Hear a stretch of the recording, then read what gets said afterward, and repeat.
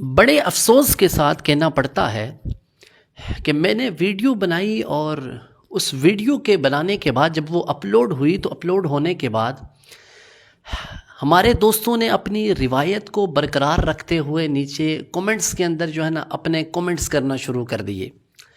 بہت سارے دوستوں نے تو یہ کہا کہ اس کے اندر کوئی بے ادبی اور گستاخی تو ہے ہی نہیں ہے۔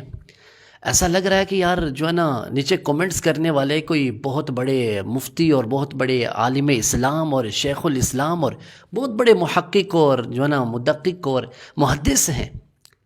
دین کی دال کی سمجھ جن کو نہیں اور نیچے کومنٹس پاس کر رہے ہوتے ہیں وضو کا سنت طریقہ ان کو آتا نہیں ہے اور وہ نیچے کومنٹس کرنے کے لیے ایسے آ جاتے ہیں جیسے بہت بڑے شیخ الاسلام ہیں، جن کی ساری زندگی وہ شٹرنگ کی کیلیں ٹھونکنے کے اندر گزری ہو، جن کی ساری زندگی گلی چوکوں کے اندر بیٹھ کر سیاسیات کرنے میں ایک کو دوسرے کے خلاف بھڑکانے کے اندر گزری ہو، جن کی ساری زندگی محض ٹرک ڈرائیونگ کرتے ہوئے گزری ہو، وہ نیچے کومنٹس کے اندر آ کے اس کے اندر کوئی بے ادبی اور گستاخی والی بات نہیں ہے۔ ہمارے معاشرے کا یہ المیہ ہے کہ خدا کی قسم ہمارے معاشرے میں جتنے بھی کرائم پروان چڑھتے ہیں ان سب کے پیچھے ہمارے معاشرے ہی کا کردار ہوتا ہے، انہیں کی پشت پناہی ہوتی ہے، یہ خود اس کے دست بازو بنے ہوتے ہیں، تب جا کے وہ عروج پکڑتا ہے۔ ہونا تو یہ چاہیے تھا کہ اس ویڈیو کے اوپر لوگوں کے کومنٹس یہ ہونے چاہیے تھے تاکہ یہ ویڈیو زیادہ سے زیادہ آگے اس تک پہنچے، تاکہ اس کی اس معاملے کے اندر حوصلہ افزائی نہ ہو، حوصلہ شکنی ہو۔ ہم حوصلہ افزائی کر رہے ہیں کہ یار تو بڑا چنگا کام کر رہے، چھکی رکھ یار تو۔ اس کے اندر بے ادبی اور گستاخی کا پہلو پایا جاتا ہے، وہ تو میں عرض کرتا ہوں، لیکن ہمارے لوگ وہ دین کے معاملے میں بھی خدا کی قسم حساس نہیں ہے۔ ہم قرآن مجید فرقان حمید کو اپنی اردو کی کتاب کی طرح سمجھتے ہیں یار۔ ہمیں نہیں پتا کہ یار یہ قرآن کتنی بڑی وہ کتاب ہے کہ جو کتاب اللہ ہے، اللہ تعالیٰ کا کلام ہے۔ ھذا الکلام لیس بشر، یہ کسی بشر کا کلام نہیں ہے۔ پھر ہمیں کیوں اس مسئلے کی حساسیت ہمیں کیوں سمجھ میں نہیں آ رہی؟ ہمیں کیوں سمجھ میں نہیں آ رہا کہ قرآن پاک کی آیت کا کیسے استہزاء اڑایا گیا، کیسے مذاق اڑایا گیا قرآن کی اس آیت کا۔ یا ایھا الذین آمنوا کتب علیکم الصیام، اے ایمان والو تم پر روزے فرض کیے گئے، یہ قرآن کی آیت کا حصہ ہے۔ اس سے آگے جو انہوں نے فرمایا کہ انہوں نے جو کہا کہ یار کہ تم پر سموسے پکوڑے نہیں فرض کیے گئے، یہ صرف انہوں نے جملہ نہیں بولا، جملے کی حد تک ہو تو کہیں تو علماء بھی تقریر کے اندر وہ جملہ بول لیتے ہیں اس طرح کا۔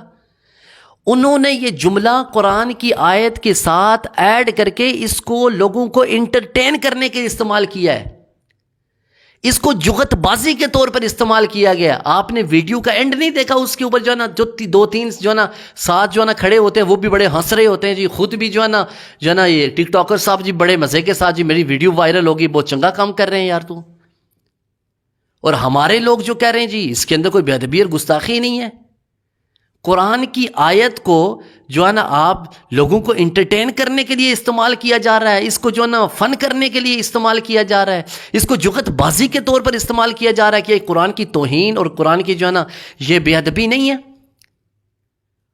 اور میں 100% شورٹی کے ساتھ یہ بات کہتا ہوں کہ یہ قرآن کی آیت کا حصہ اپنے اس جملے کے ساتھ ملا کر اسے لوگوں کو ہنسانے کے لیے استعمال کیا گیا ہے، اور ہم لوگ کہہ رہے ہیں یار اس میں اندر کوئی بے ادبی اور گستاخی نہیں ہے۔ اب وہ جس نے یہ کی ہے، آپ لوگوں کے کومنٹس کی وجہ سے وہ اپنے اس بات کے اوپر ڈٹا رہے گا اور توبہ اور استغفار کی طرف آئے گا نہیں۔ ہونا تو یہ چاہیے تھا یار اس کی حوصلہ شکنی کریں کہ آئندہ کے بعد وہ اس طرح کی ویڈیوز نہ بنائے، باقی جو مرضی ہے کرے یار، وہ جس طرح کی ننگی ہو کے ویڈیو بناتے رہیں۔ ٹک ٹاکر ویسے بھی کسی ڈنگ کے ہوتے نہیں ہیں، ان کو جو ملتا ہے جو آتا ہے وہ آگے سے بکواس کیے جاتے ہیں، ان کو کوئی فکر ہی نہیں ہوتی کہ یار اس سے ہمارا ایمان چھن جانے کا کہیں خوف تو نہیں ہے۔ لوگ کومنٹس کر رہے ہیں نیچے، یار آپ غریب کے پیچھے پڑے ہوئے، ہمیں کسی کی غربت سے کیا لینا دینا، کسی کے پاس کچھ کھانے کے لیے ہے نہیں ہے، ایمان کی دولت ضرور ہونی چاہیے۔ ایمان ہے تو تمہارے پاس سب کچھ ہے، ایمان نہیں ہے تو تمہارے پاس کچھ بھی نہیں ہے سر۔ ایمان ہے، دنیا کی ساری دولتیں آپ کے پاس ہیں۔ تو اس لیے یہ میں دوبارہ نیکسٹ ویڈیو ریکارڈ کرنے کا مقصد یہ ہے کہ صراحتاً قرآن کی اس آیت کی بے ادبی اور گستاخی کی گئی ہے قرآن کی۔ اس لیے جب کسی مسئلے کے بارے میں نہ پتہ ہو تو صاحبان علم کی طرف رجوع کیا کریں. اپنے پاس جو ہے نا گھر کے اندر جو ہے نا آپ کو جو ہے نا اپنے آپ کو اور اپنے ہی من کو جو ہے نا مفتی بنا کے نہ بیٹھ جایا کریں. علم سیکھنا ہے تو علم والوں کے پاس جائیں. اگر علم والوں کے پاس نہیں جائیں گے تو آپ کبھی جو ہے نا درست جو ہے نا آپ اپنے مطلوب و مقصود تک نہیں پہنچ پائیں گے. قرآن پاک کا حکم ہے فَاسْأَلُوا أَهْلَ الذِّكْرِ إِن كُنتُمْ لَا تَعْلَمُونَ. اگر تمہیں کسی چیز کے متعلق علم نہیں ہے تو علم والوں سے پوچھو.